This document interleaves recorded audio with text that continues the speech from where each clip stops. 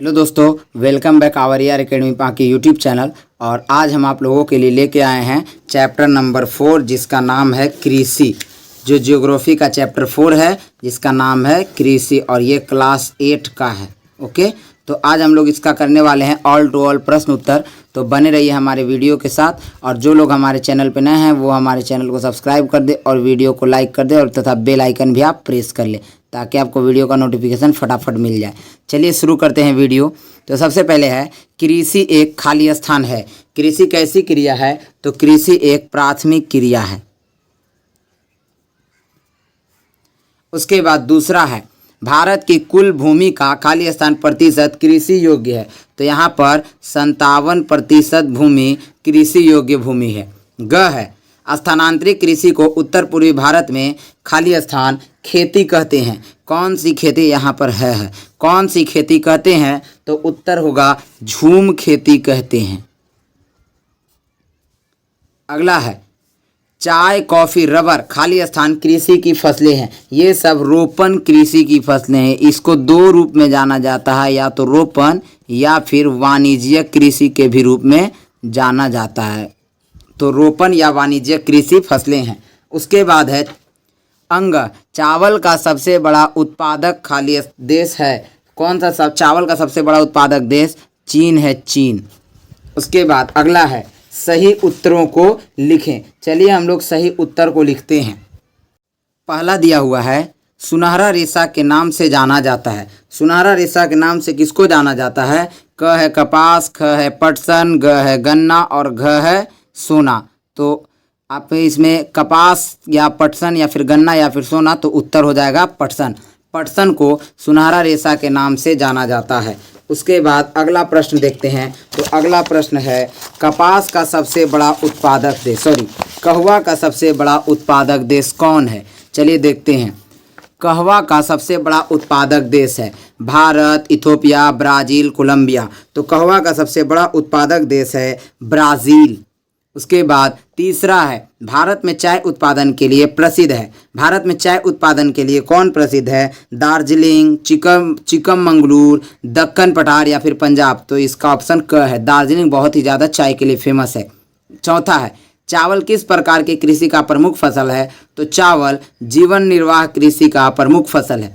उसके बाद तीसरा दिया हुआ है निम्नलिखित प्रश्नों का उत्तर एक वाक्यों में दे। क आर्थिक क्रियाएं कितने प्रकार की होती हैं? नाम लिखिए। उत्तर देखिए, आर्थिक क्रियाएं 3 प्रकार की होती है। पहला प्राथमिक आर्थिक क्रिया, दूसरा द्वितीयक आर्थिक क्रिया तथा तीसरा जो होता है वो तृतीयक क्रिया होता है।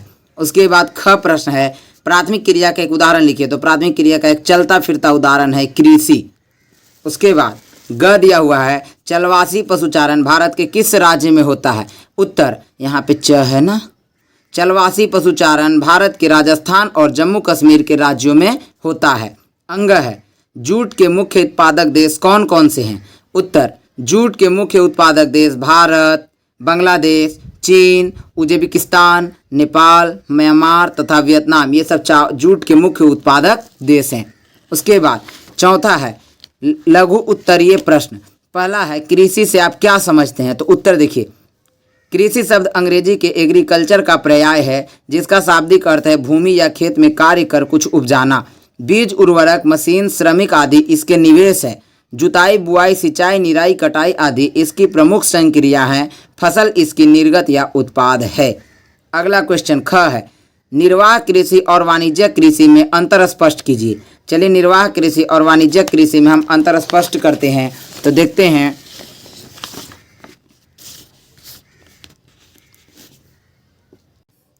उत्तर देखिए, निर्वाह कृषि और वाणिज्यिक कृषि में निम्नलिखित अंतर है। निर्वाह कृषि और वाणिज्यिक कृषि में बहुत सारे अंतर दिए हैं। दिया हुआ है यहाँ पर निर्वाह कृषि के बारे में देखते हैं।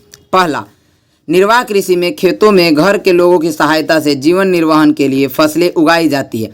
यानी कि निर्वाह कृषि में घर के लोगों की सहायता से जीवन जीने के लिए फसल को उगाया जाता है। दूसरा है निर्वाह कृषि में इस प्रकार की खेती सघन आबादी वाले क्षेत्रों में की जाती है। और निर्वाह कृषि जो है वो सघन आबादी, ज़्यादा आबादी वाले क्षेत्रों में की जाती है, घनी आबादी वाले क्षेत्रों में की जाती है।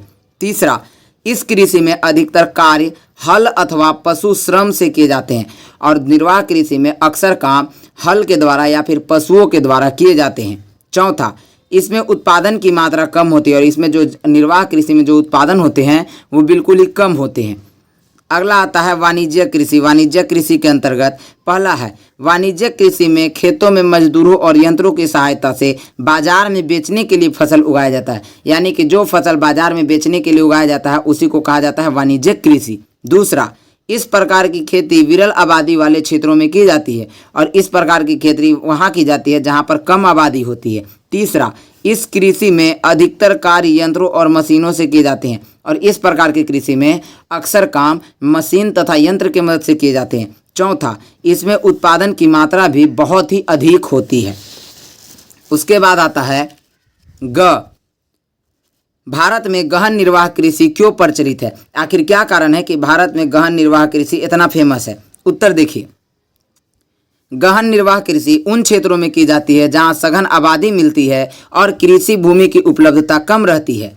भारत एक सघन आबादी का देश है। यहाँ कृषि जोतों का आकार भी काफ़ी छोटा है, अधिक मानव श्रम उपलब्ध है, अधिक उत्पादन के लिए मशीनों, उर्वरकों, सिंचाई, उच्च उपजी किस्म के बीज, यानी कि उच्च उपजी कहने का मतलब HYV बीज, हाई यील्डिंग वैरायटी के बीज आदि का प्रयोग किया जाता है। इन्हीं कारणों से भारत में गहन निर्वाह कृषि प्रचलित है। अगला प्रश्न है, किस प्रकार की कृषि में फसल का उत्पादन बाजार में बेचने के लिए किया जाता है? तो उत्तर है, वाणिज्य कृषि में फसल का उत्पादन बाजार में बेचने के लिए किया जाता है। अगला प्रश्न है, अंतर बताएं। आपको अंतर बताना है रोपण कृषि और वाणिज्य कृषि के अंदर। तो चलिए देखते हैं, यहाँ पे दिया हुआ आंसर नेक्स्ट पेज में चलते हैं।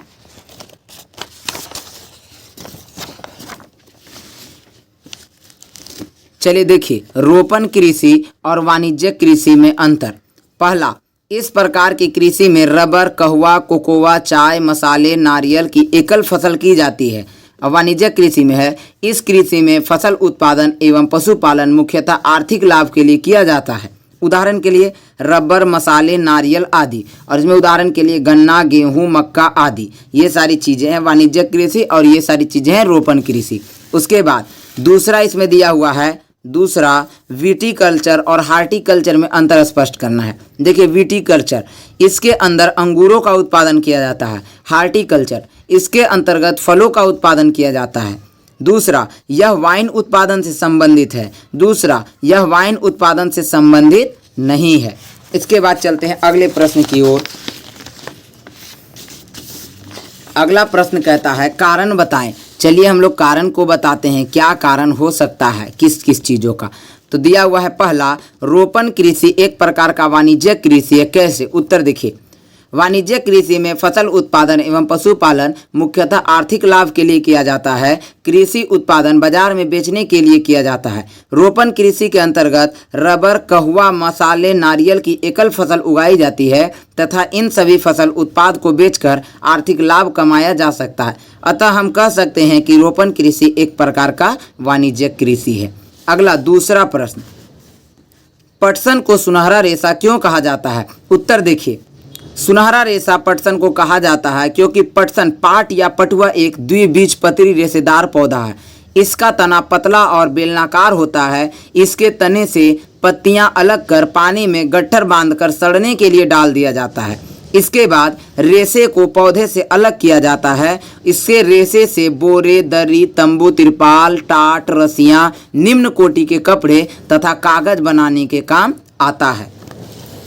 सातवां है दीर्घ उत्तरीय प्रश्न, चावल उत्पादन के लिए आवश्यक भौगोलिक दिशाओं का वर्णन करें। उत्तर, यह विश्व के मुख्य खाद्य फसल है तथा उष्णकटिबंधीय एवं उपोष्णकटिबंधीय प्रदेशों में मुख्य आहार है। उच्च तापमान, अधिक वर्षा, चिकनी जलोढ़ मिट्टी जिसमें जल रोकने की क्षमता हो। प्रमुख उत्पादक देश, चीन विश्व का सबसे बड़ा चावल उत्पादक देश है। इसके बाद क्रमशः भारत, जापान, श्रीलंका, मिस्र है। उपयुक्त जलवायु दिशा के कारण भारत के कुछ भागों एवं बांग्लादेश में एक वर्ष में 2-3 फसलें उगाई जाती है। उसके बाद दूसरा है विभिन्न प्रकार की फसलों एवं उनके लिए आवश्यक भौगोलिक दशाओं को दर्शाते हुए एक सारणी चार्ट पेपर में बनाइए। तो आपको एक चार्ट पेपर में इस प्रकार का ले लेना है और उसमें अलग अलग फसल का नाम लिख करके उसके लिए क्या क्या भौगोलिक दिशा है, वर्षा कितना चाहिए, पानी कितना चाहिए, ये सारे चीज़ आप एक यहाँ पे चार्ट पेपर में बना सकते हैं अपने घर पे भी। तो इस तरह से आपका चैप्टर का होता है दी एंड। और जो हमारे चैनल पे अभी तक नए हैं वो हमारे चैनल को सब्सक्राइब कर दें और वीडियो को लाइक कर दें। और इस वीडियो के अंदर अगर कोई भी डाउट आया होगा तो आप उसको ज़रूर कमेंट करें ताकि हम आपके वीडियो को सॉल्व करने का प्रयास करें। तो ये आपका रहा चैप्टर 4 का हम लोगों ने द एंड किया। तो मिलते हैं, बने रहिए हमारे वीडियो के साथ। और हिस्ट्री का टोटल चैप्टर करवाया जा चुका है जो आपको हमारे चैनल पर प्लेलिस्ट में उपलब्ध है। सो मिलते हैं नेक्स्ट वीडियो के साथ, जब तक के लिए बाय।